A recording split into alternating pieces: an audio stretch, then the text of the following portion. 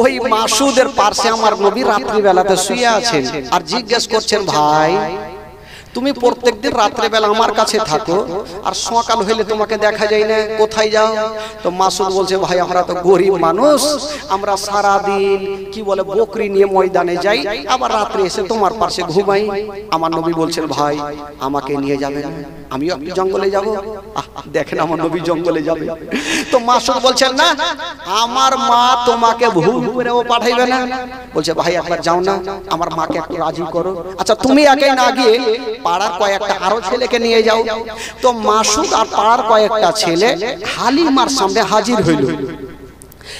মাসুদ বলছেন, মা গো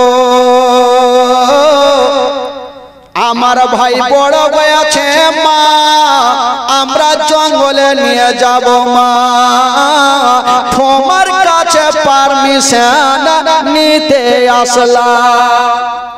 মা হালিমা বলছে, তোদের মাথা খারাপ, ওটা আমার সন্তান নয়, ওইটা হইলো কার সন্তান? জোরে বলুন, কার সন্তান? আমেনার সন্তান। যদি ওই সন্তানকে কিছু হয় আমি মুখ দেখাতে পারবো না, না বেটা আমি পাঠাবো না।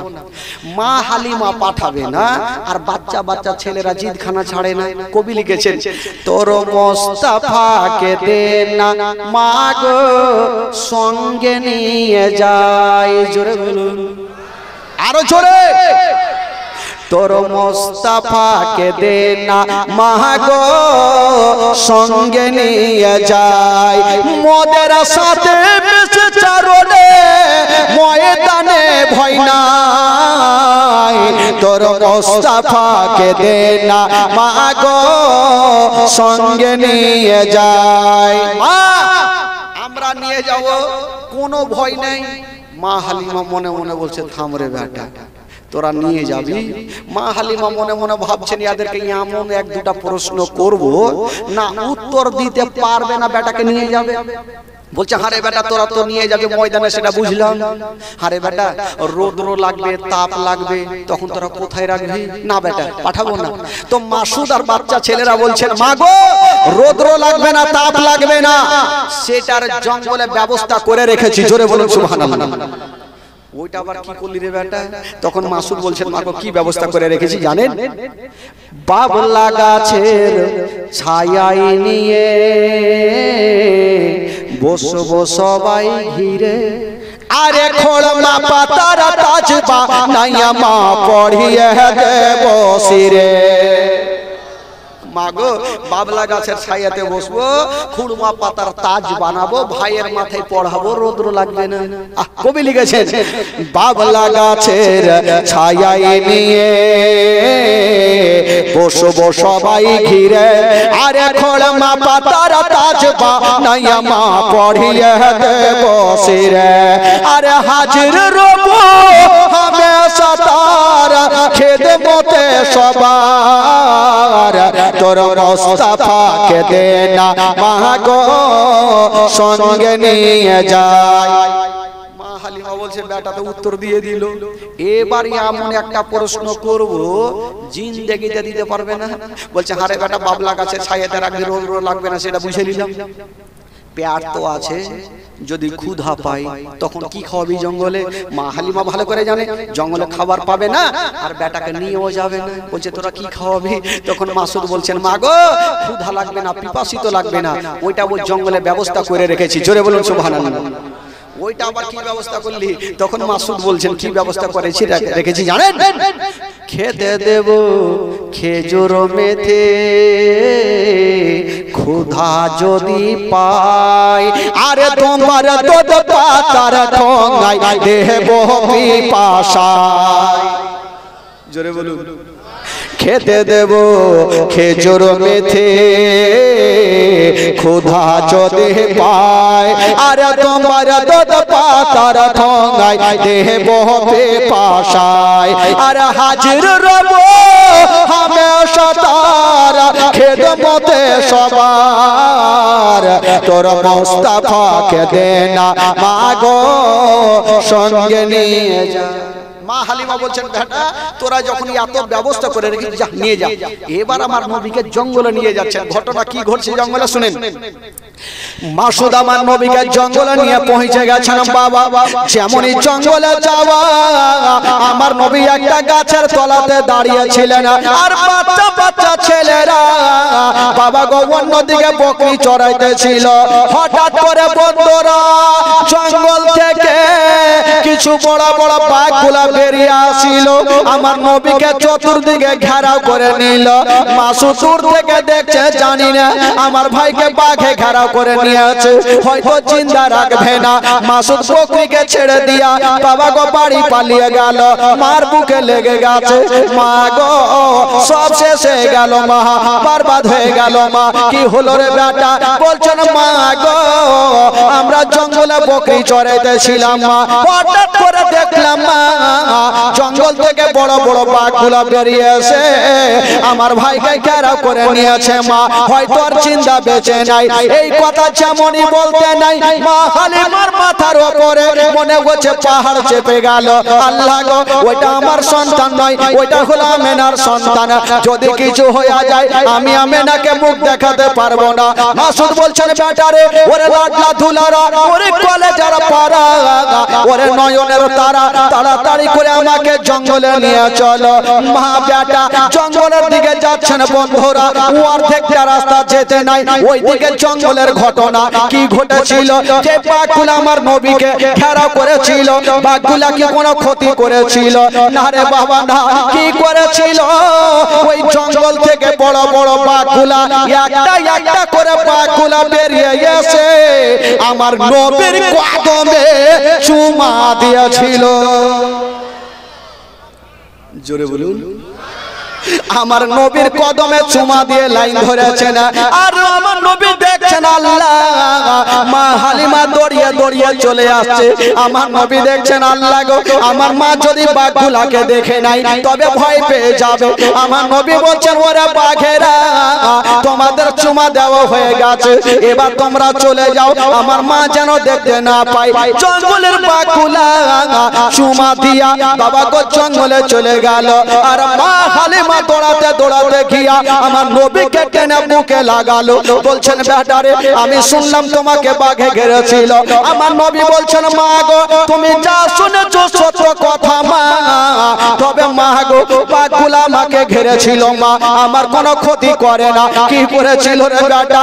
বলছেন মা গো বাঘগুলা আমাকে ধরেছিল মা, আমার ক্ষতি করে না। ওই বাঘগুলা বেরিয়ে এসে মা আমার কদমে চুমা দিয়েছিল।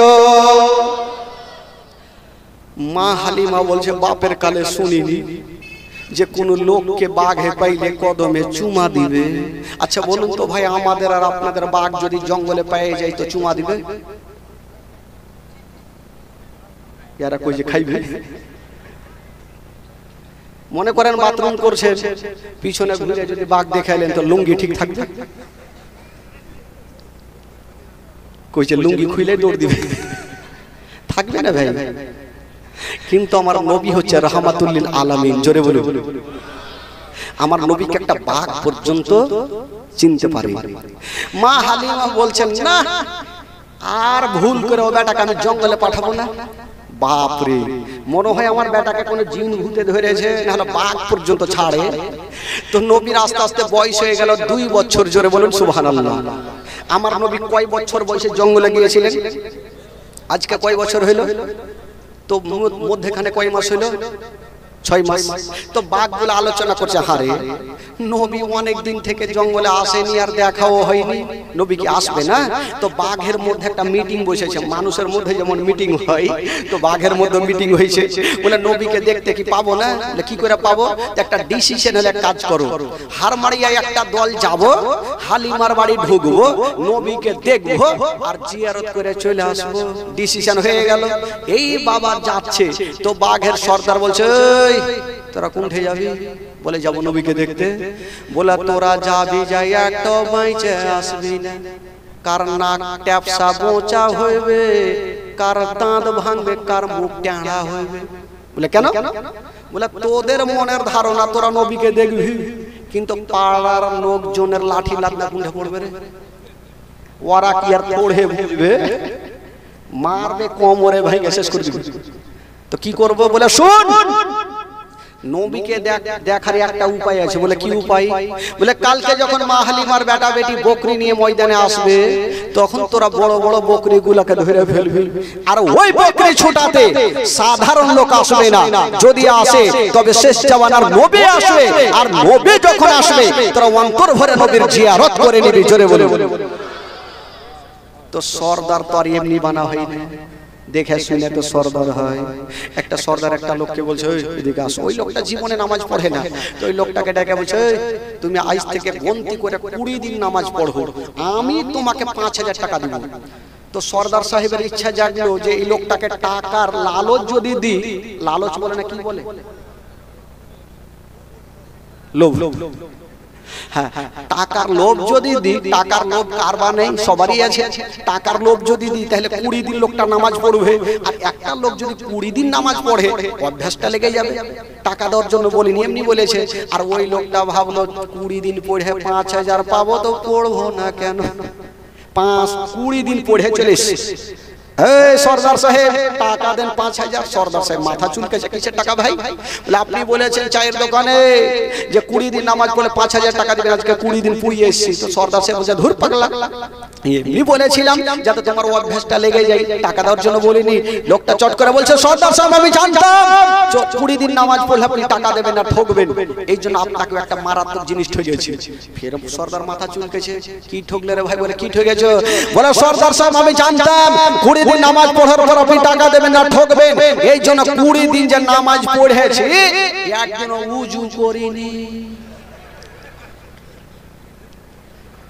আচ্ছা বলুন তো ভাই, বিনা উজুতে নামাজ হবে? হবে? হবে না? 3টা লোক নদীর ধারে নামাজ পড়ছে, একটা ইমাম সাহেব, দুই দিকে 2টা মুক্তাদি, আর সামনে নদীর ধারে একটা বিশাল বড় মাছ উঠেছে। তো ডান দিকের যে লোকটা আছে ওই লোকটা নামাজ ছেড়ে দিয়ে বলছে বাপরে কত বড় মাছ, ওর নামাজ হবে? বাম দিকে যে লোকটা আছে উচ্চট করে বলছে এই কথা কেন বললি, তোর নামাজ হবে না। ওরও গেল। ইমাম সাহেব চট করে কথা বলছে আমি কথা কহিনি, ওরও গেল। তো ভাই নামাজের মধ্যে কথা বললে নামাজ হবে না, ওযু না করলে নামাজ হবে না। ভেরাদার বন্ধুগণ বাবা গো, এবারে কি বলে সর্দার, বাঘের সর্দার বলছে শুন, নবীকে দেখার একটা উপায় আছে। কালকে যখন মা হালিমার বেটা মাসুদ বকরি নিয়ে আসবে, তো তোরা সমস্ত বকরিকে ধরবি, আর ওই বকরি ছুটাতে সাধারণ লোক আসবে না, যদি আসে তবে নবী আসবে, আর নবী আসলে তোরা অন্তর ভরে নবীর জিয়ারত করবি। তো বাঘগুলা বলছে ঠিক আছে। বাবা গো, বাঘগুলা চতুর্দিকে লুকিয়ে ছিল। তারপরে দিন মাসুদ মা হালিমার বেটা বকরি নিয়ে যেন ময়দানে পৌঁছে গেছে। যেমন জঙ্গলে যাওয়া, বাঘের সর্দার বলতে লাগলো ওরে বাঘেরা ওই যে দেখ বকরি চলে এসেছে, তোরা বড় বড় বকরি গুলাকে ধরে নে। বাবা গো, ওই জঙ্গলের বাঘগুলা ছুটে গেল, আর যত বড় বড় বকরি গুলা ছিল সমস্ত বকরি গুলাকে ধরে নিয়ে বাঘ যেন জঙ্গলে চলে গেল। যেমন বকরিকে ধরেছে মা, মাসুদ কাঁদতে কাঁদতে মার কাছে পৌঁছে গেল। মা গো, সব শেষ হয়ে গেল মা, বরবাদ হয়ে গেল মা। কি হলো রে বেটা? বলছেন মা গো, আমি জঙ্গলে বকরি চড়াইতেছিলাম মা, সমস্ত বকরি বাঘে ধরে নিয়ে চলে গেছে মা, একটাও বকরি বেঁচে নাই। মা হালিমা বলছেন বেটা রে, বকরি চলে গেছে যাক রে বেটা, তুই তো বেঁচে এসেছিস। মা আমি তো পালিয়ে এসেছি, না হলে আমাকে খেয়ে নিত। মা হালিমা বলছে বেটারে বকরি চলে গেছে যাক, আবার আদর যত্ন করবো, আবার বকরি হবে, আবার টাকা হবে। বেটা তুমি চলে গেলে তার পাবো না। মা বেটাতে কথা চলছে, আর আমার নবী পাশে দাঁড়িয়ে দাঁড়িয়ে একটু মুস্কি মেরে হেসে গেলে। জোরে বলুন। তো মা হালিমার মিজাজ খারাপ হবে কি হবে না? বকরি গেছে আমার, তো তুই ফের হাসছিস কেন রে বেটা? আমার নবী বলছেন মা গো, একটা কথা বলবো। কি হলো বল? বলছেন মা গো, আমাকে যদি পারমিশন দাও মা, আমি জঙ্গলে যাব মা, আর যত বকরি গুলা আছে মা আমি ছুটিয়ে নিয়ে আসিব।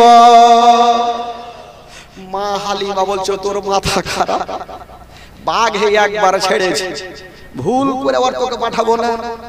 আমার নবী ভালো করে জানে আমি যদি জঙ্গলে না যাই তবে যে বকরিগুলা বাঘ ধরে নিয়ে গিয়েছিল ওই বকরিগুলাকে বাঘগুলা কিয়ামত পর্যন্ত খাবে না।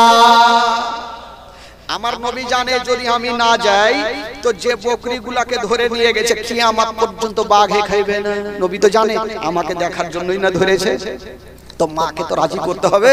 বলছে মা গো কথা দিলাম মা আমাকে পাঠিয়ে দেখো কিছু হইবে না। মা হালিমা বলছে বেটা বকিস না, ভুল করে পাঠাবো না।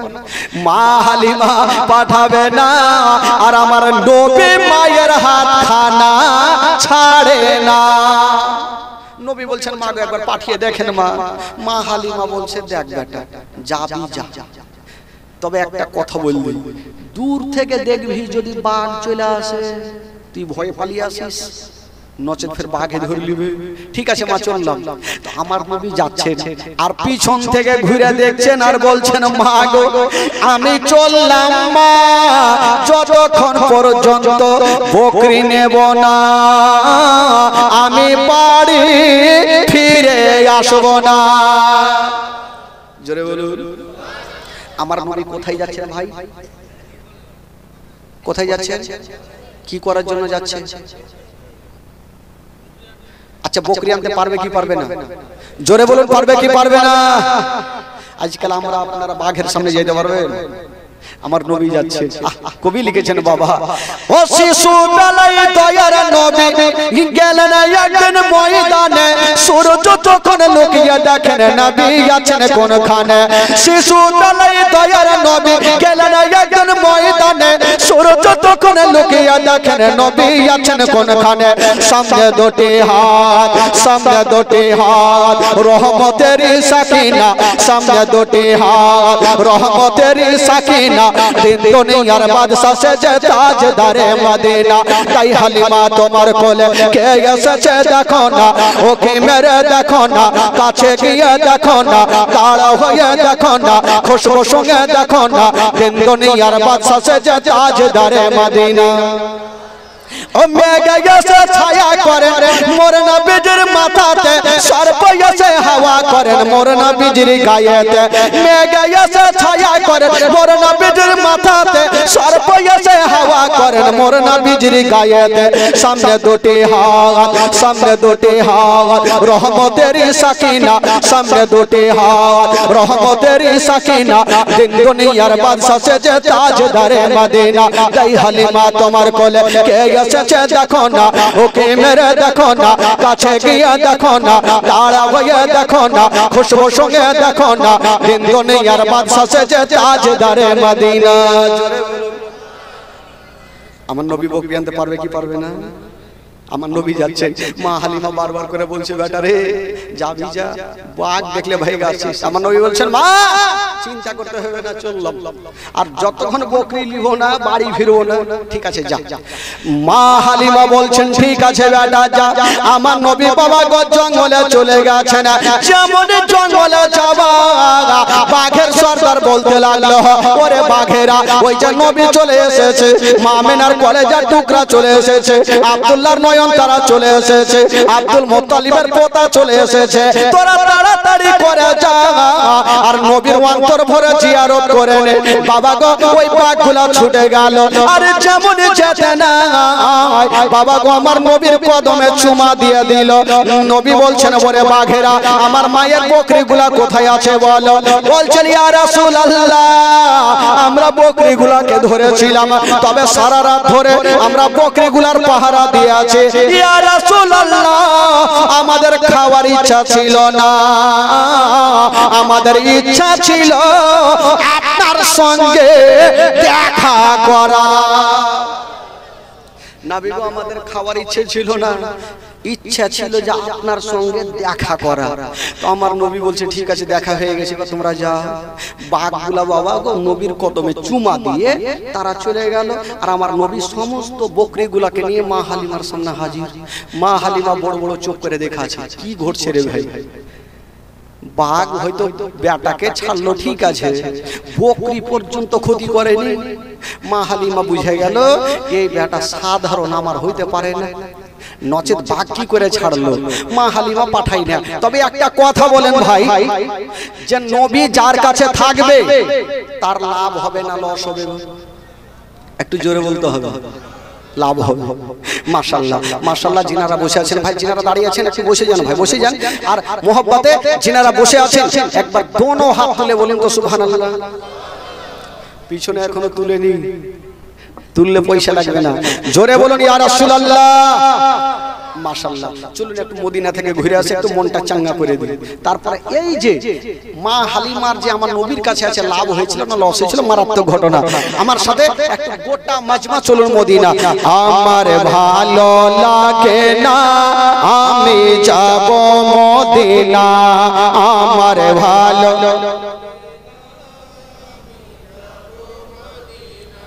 দেখি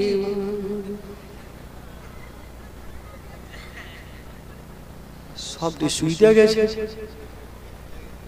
এইভাবে করলে হবে? শুইতে লাভ নাই ভাই, কালকে আমাকে পাবেন না, আপনারা ভালো করে জানেন। কালকে ফের কোনখানে থাকবো, মালদার মাটিতে চলবে 5 দিনের প্রোগ্রাম। তাই যখন আছি ভাই একটু সামনে শুনতে চলে যাবো।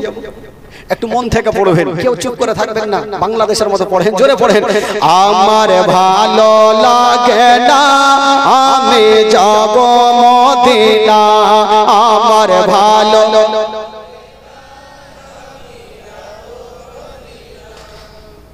এটি পড়ছে ওইটি কোজো, ওই চাচাটি কিন্তু পড়েন। সুবহানাল্লাহ। একটু আওয়াজ দেন ভাই, একটু মন খুলে পড়েন, মনের তালাটাকে ফেলে দেন। বুঝাইলেন আজকে নবীর স্টেজে বসে আছি, জোরে বলুন সুবহানাল্লাহ। মন থেকে পড়েন, যদি পড়াতে গুনাহ হয় আমাকে দিবেন, মারুতিতে ভোর ভোর নিয়ে চলে যাব মালদা। আর নেকি যদি হয়তো আপনারা ভাগ চুক করে বেটা নিয়েন ভাই। পড়ুন আমার সাথে, পড়ুন। আমার ভালো লাগে না আমি, আরো জোরে হবে, আমার ভালো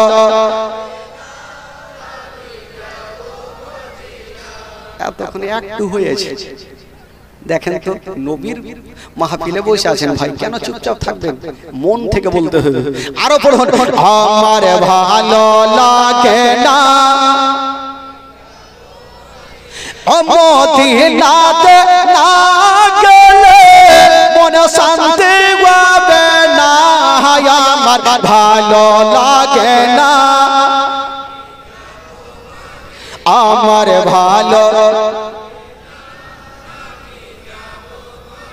মনে আছে যে আশা নবী গো হবে তোমার সঙ্গে দেখা, মনে আছে যে আশা নবী গো হবে তোমার সঙ্গে দেখা।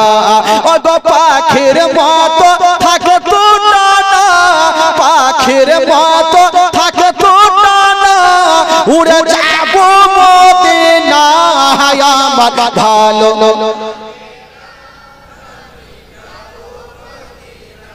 আমার ভালো। 5 ওয়াক্ত নামাজ যারা করিবেন আদায়, জোরে বলুন। আচ্ছা যারা 5 ওয়াক্ত নামাজ পড়েন একটু হাত তুলে দেখেন তো ভাই, যারা নামাজ পড়ছেন 20। আচ্ছা যারা পড়ে না তারা একটু হাত তুলে।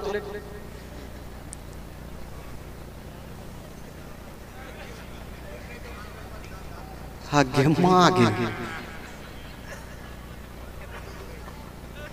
মুশকিল ব্যাপার। আজকাল কিছু কিছু মুসলমান আছে নামাজ পর্যন্ত জানে না।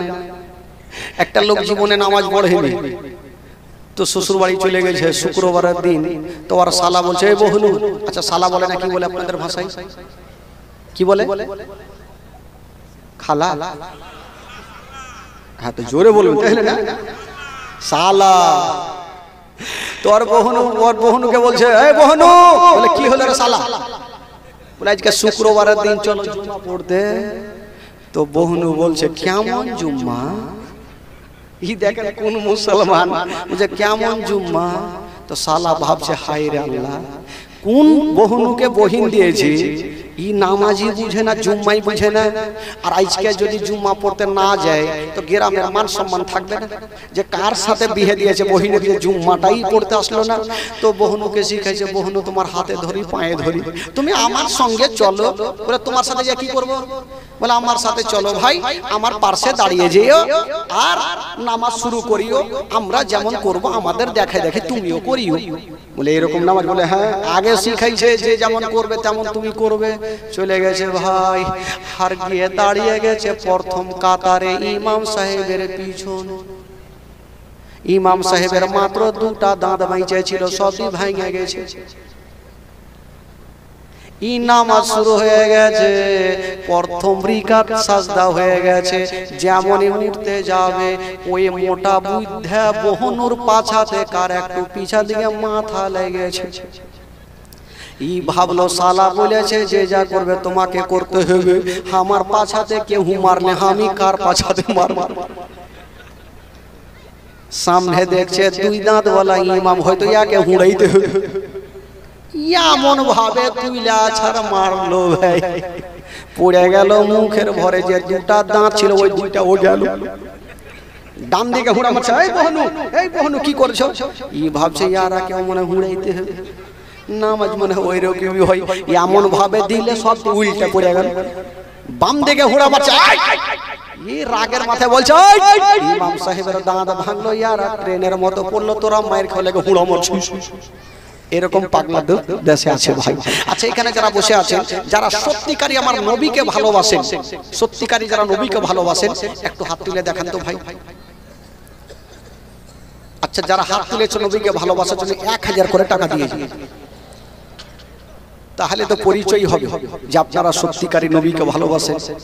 মা মেনার ইন্তিকালের ঘটনা শুনবেন ভাই, কাউরি চোখের পানি থামবে না, খোদার কসম।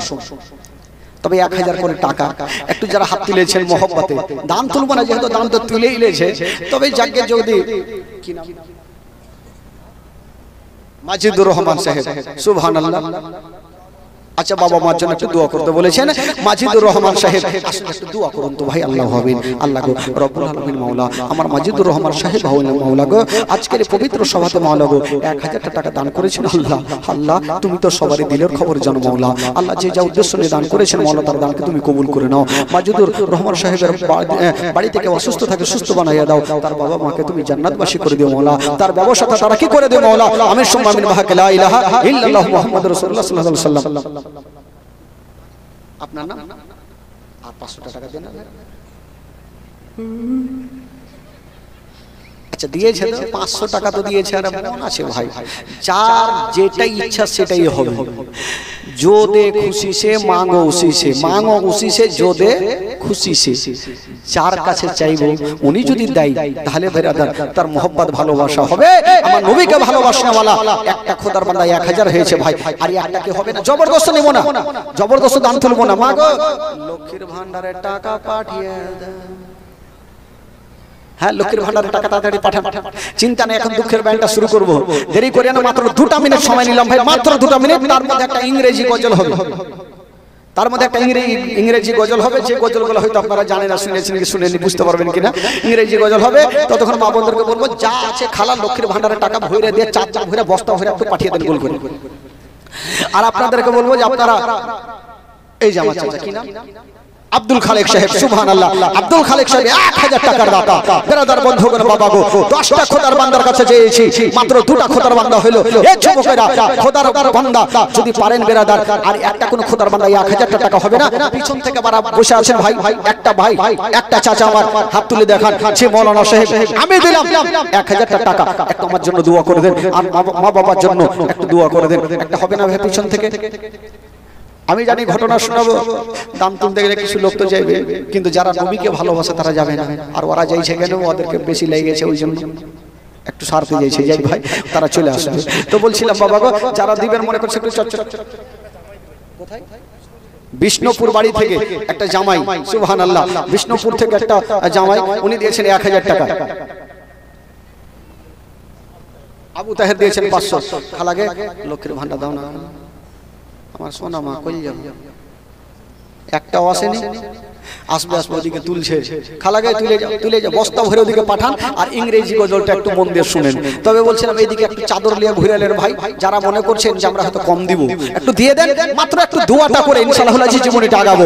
তবে বলছিলাম বাবা গো, একটা কোনো খোদার বান্দা, বাবা গো 500টা টাকা তিনজন খোদার বান্দার কাছে নিব, প্রথম ব্যক্তি একটা 500টা টাকা, একটু হাত তুলুন তো ভাই, একটা হবে না 500টা টাকা, কোন যোগ্য বেটা একটু চট করে হাত তুলে বলুন আমি 500টা টাকা এই পবিত্র সভাতে নবীর মাহফিলে দিলাম ভাই, তার জন্য দোয়া করব মোহাম্মদে ভালোবাসা দিয়ে। এই যে একটা ভাই আমার 500 টাকা দিয়ে গেছে, সুবহানাল্লাহ মাশাআল্লাহ। আরেকজন চলে আসছে, খালাকে একটা কেউ হবে না, কাঞ্জুসের বেটি গেল, হ্যাঁ 500 টাকা একটা কেউ হবে না খালা, যদি পারেন খালাকে দিয়ে যান, মন খুলে প্রাণ খুলে একটু দান করেন। আমি জানি আপনারা 10-এর লাঠি একের বোঝা। এই যে ভাই আমার নিজের বাবার জন্য একটু দোয়া করতে বলেছেন, সুবহানাল্লাহ মাশাআল্লাহ। নিজের বাবা মা আত্মীয় স্বজন সবারই জন্য দোয়া হবে ভাই। তবে যারা যাবেন যান, কিন্তু যারা মনে করছেন আমরা জীবনী শুনবো আজকে মন দিয়ে, তারা অবশ্যই থাকবেন। আরেকজন চাচা আমার দিয়েছেন 500 টাকা, সুবহানাল্লাহ মাশাআল্লাহ। এই যে চাদর গেছে ভাই, যে কেউ মনে করবেন আমার কাছে বেশি টাকা নাই, কিন্তু আপনি 10, 20, 50, 100, 200 করে একটু চাদরও ফেলতে পারেন ভাই। তবে বেরাদার আমার নবী সব দেখছেন, সব জানছেন, কে কখন দান করছেন কে করে না সব জানছেন। মাগো আপনারা মাগো,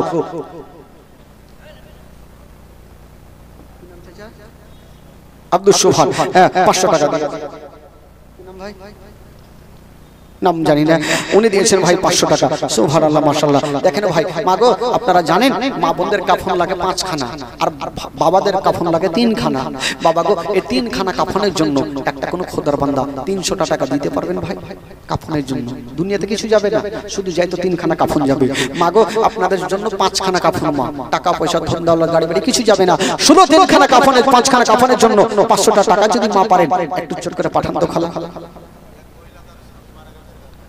একজন মা নিজের স্বামী ইন্তিকাল করেছেন, উনি 500 টাকা দিয়ে গেছেন স্বামীর জন্য, সুবহানাল্লাহ মাশাআল্লাহ। মাগো শুনেন জীবনী, যে মা স্বামীকে হারিয়েছেন তার দুনিয়াতে কিছু নেই। মা মন দিয়ে শুনবেন, আজকে জীবনী শোনাবো মাগো। তবে বলছিলাম মাগো 5 খানা কাফনের জন্য আমার 3টা মার কাছে আমি মাত্র 500 করে টাকা নিব, একটু কমিটি ভাইকে ডেকে একটু দিয়ে পাঠানো মা। এই যে একটা ভাই সুবহানাল্লাহ, কতটা দিয়েছি জানি না, মোটামুটি 200 টাকা হবে, হ্যাঁ 200 টাকা, সুবহানাল্লাহ মাশাআল্লাহ। যিনারা দেবেন মনে করছেন আর মাত্র আধা মিনিট সময় নষ্ট করব না, যেহেতু আজকে জীবনী শোনাতে হবে ভাই, দাম তুলবো না। আপনারা যা দিচ্ছেন মন খুলে প্রাণ খুলে একটু দিয়ে দেন, 10, 20, 50, 100, 200, 500 করে যা পারবেন আপনারা দেন। জবরদস্ত কারই হবে না, এটা কালেকশনের জালসা, জবরদস্ত না ভাই, এটা শুধু জীবনীর জন্য আপনারা ডেকেছেন, জীবনী শোনাবো। তবে ভাই গো বাবাজি ভাই আপনারা যা পারবেন, এখানে লেখা আছে মাদ্রাসার উন্নতি কল্পে জীবনী নাকি, মাদ্রাসার উন্নতি কল্পে নবীর মাদ্রাসা। বাবা গো মাদ্রাসা নবীর ঘর, আর মসজিদ হচ্ছে আল্লাহর ঘর। বাবা গো নবীর ঘরকে সাজাবেন, আমার নবী খুশি হবে, আর নবী যদি খুশি হয় আমার আল্লাহ খুশি হবে। তবে আসুন যিনারা মনে করছেন দেবেন আমার নবীর ঘরকে খুশি করার জন্য, আমার নবীকে খুশি করার জন্য নবীর ঘরকে একটু সাজিয়ে যান, সুবহানাল্লাহ মাশাআল্লাহ। এই জন্য আসেন, আমার মা দান দিয়েছেন, দিয়ে আসেন। হ্যাঁ খালাকে 500 করে টাকা, খালা দেরি করিয়েন না। এই যে একজন মা সুবহানাল্লাহ 5 খানা কাফনের জন্য 500 টাকা দান করেছেন। বেরাদার বন্ধুগণ বাবাজি আমার ভাইরা যিনারা এবার পিছনে আছেন ভাই, আপনাদেরকে বলবো একটু দোয়া করব, আর দোয়া করে আপনারা একটু আগিয়ে চলে আসবেন, তাহলে যে জায়গাগুলো ফাঁকা হয়েছে মা আমেনার ইন্তিকালের ঘটনাটা আপনারা মন দিয়ে আজকে শুনে যাবেন। মা ভাই বাবাজি আপনাদের হাতে ধরে আপনারা পিছনে থাকবেন না, যেহেতু ফাঁকা জায়গাগুলো একটু পূর্ণ করে দেন আপনারা। আসুন একবার সকলে একবার দোয়া করুন যিনারা দান করেছেন। আর মা বোনের তরফ থেকে চাদর ঘুরছে খালা, আপনারা শুধু মা ফাতেমাকে রাজি করার জন্য আপনারা 10, 20, 50, 100, 200 একটু চাদরে ফেলেন। আসুন একবার সকলে হাত তুলে দোয়া করুন। আল্লাহু আমিন। আল্লাহ রাব্বুল আলামিন মাওলা এই পবিত্র সভাতে বসে মাওলাকে 100 টাকা, 200 টাকা, 500 টাকা, 1000 টাকা যা কিছু পেরেছে দান করেছেন আল্লাহ।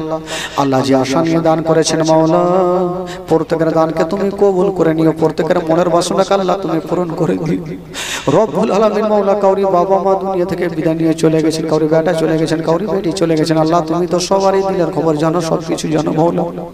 আল্লাহ জানি না তারা কবরে কি অবস্থা রয়েছেন আল্লাহ। আল্লাহ যদি তাদের কবরে আযাব হয়ে থাকে মাওলা, প্রত্যেকের কবরে আযাব দূর করে প্রত্যেককে তুমি জান্নাতবাসী করে দিও রব্বুল আলামিন। মাওলা গো এই পবিত্র সভাতে যিনারা বসে আছেন মাওলা, প্রত্যেকে মাওলা গো শেষ পর্যন্ত পবিত্র সভাতে বসার তৌফিক দান করিও। আল্লাহুম্মা রাব্ব মুহাম্মাদিন সাল্লাল্লাহু আলাইহি ওয়াসাল্লাম মুহাম্মাদু মুহাম্মাদিন সাল্লাল্লাহু আলাইহি ওয়াসাল্লাম সুবহান রাব্বিকা রাব্বিল ইজ্জাতি আম্মা ইয়াসিফুন ওয়া সালামুন আলাল মুরসালিন ওয়ালহামদুলিল্লাহি রাব্বিল আলামিন। আমিন আমিন আমিন। ওয়া লা ইলাহা ইলাহা ইল্লাল্লাহু মুহাম্মাদুর রাসূলুল্লাহ সাল্লাল্লাহু তাআলা আলাইহি ওয়াসাল্লাম। বাবাজি যদি সত্যিকারের নবীকে ভালোবাসেন ভাই, চাচা একটু আপনার একটু আগে চলে আসুন। চাচা আসবেন না? যারা মনে করছেন আমরা জীবনে শুনবো না বা শুনতে আসেনি, তারা চলে যাবেন, আমি মানা করবো না। কিন্তু যারা শুনবেন, পিছনে যারা বসে আছেন ভাই, একটু আপনারা চলে আসেন না, ফাঁকা জায়গাটা একটু পূর্ণ করেন। আসেন আসেন, আহারে নবীকে ভালোবাসা। ওই যে ওখানে মধ্যখানে বসে আছো ভাই, একটু চলে আসো ভাই, আল্লাহ ভালো করবে, নবীর মাহফিল। হ্যাঁ একটু চলে আসুন ভাই, হ্যাঁ চলে আসুন, হ্যাঁ চলে আসুন, চলে আসুন মাশাআল্লাহ। এই যে ফাঁকা দিকে চলে আসুন ভাই। আর যিনারা রাস্তার ধারে দাঁড়িয়ে আছেন তাদেরকে বলবো ভাই, আপনারাও মন খুলে প্রাণ খুলে একটু তাড়াতাড়ি করে চলে আসুন ভাই, দেরি করিয়েন না। আর মা বোনদেরকে বলবো যে আপনারা লক্ষ্মীর ভান্ডার গজল আর গজল ওর গজল শুনবেন, চিন্তা নেই, আগে একটু জীবনী শুনালেন খালা, তারপরে আপনাদের গজল আমি নিয়ে আসবো, চিন্তা নেই। তবে যিনারা এখনো দাঁড়িয়ে আছেন বা পিছনে বসে আছেন, একটু তাড়াতাড়ি করে চলে আসুন। একবার গোটা মাজমা জোরে বলুন তো সুবহানাল্লাহ, জোরে বলুন সুবহানাল্লাহ। মাশাআল্লাহ, যত লোক যাক, লোক ঠিক উঠে চলে আসবে ভাই। তো যারা নবীকে ভালোবাসে তারা কখনো বাড়িতে থাকতেও পারবে না, আর কিংবা তারা ঘুরতেও পারবে না। তবে যিনারা সত্যিকারের নবীকে ভালোবাসেন, যারা রাস্তার ধারে দাঁড়িয়ে আছেন আর ওখান থেকে টুকটুক টুকটুক করে দেখছেন, ওখান থেকে না থেকে ভাই একটু স্টেজে এসে বসুন, পবিত্র সভাতে এসে বসুন। আসুন একবার উচ্চ স্বরে ভক্তি করে জোরে সোরে গলায় তাল দিয়ে একবার দরুদ পড়ুন। আল্লাহুম্মা সাল্লি আলা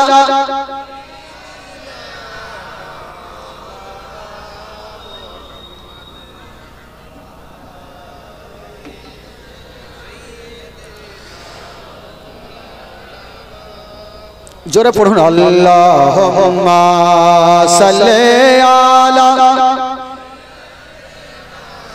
মাওলানা মুহাম্মদ ওয়া আলা আলি সাইয়্যিদিনা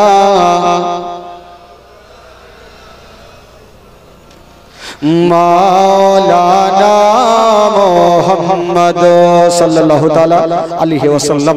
একবার মোহাম্মদে বলে দিন সুবহানাল্লাহ। আপনারা মনে করছেন বাড়ি যাবেন নাকি? ঘুম লাগছে আপনাদের? যাদেরকে ঘুম লাগছে একটু হাত তুলেন তো ভাই। মাশাআল্লাহ, ঘুম লাগে না, যাক আপনারা চাঙ্গা হয়ে আছেন তাইলে। আচ্ছা, জীবনীটা বলতে বলতে কোথায় থেকে ছেড়েছিলাম?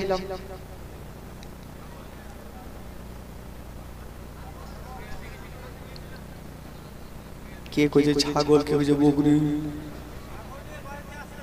হ্যাঁ, ছাগলে বলি তো ছাগল নিয়ে আমার নবী বাড়ি পৌঁছে গেছেন নাকি? আর তোকে বলছিলাম যে নবী যার কাছে থাকবে তার লাভ হবে না লস হবে? জোরে বলতে হবে। টাটকা হয়ে থাকেন খালাগে, ঘুমাইেন না খালা, আর লক্ষ্মীর ভান্ডার টাকা রেডি রাখেন। আমার নবী মা হালিমার কাছে যে আছে, তো মা হালিমার বাড়িতে উন্নতি হতে লাগলো।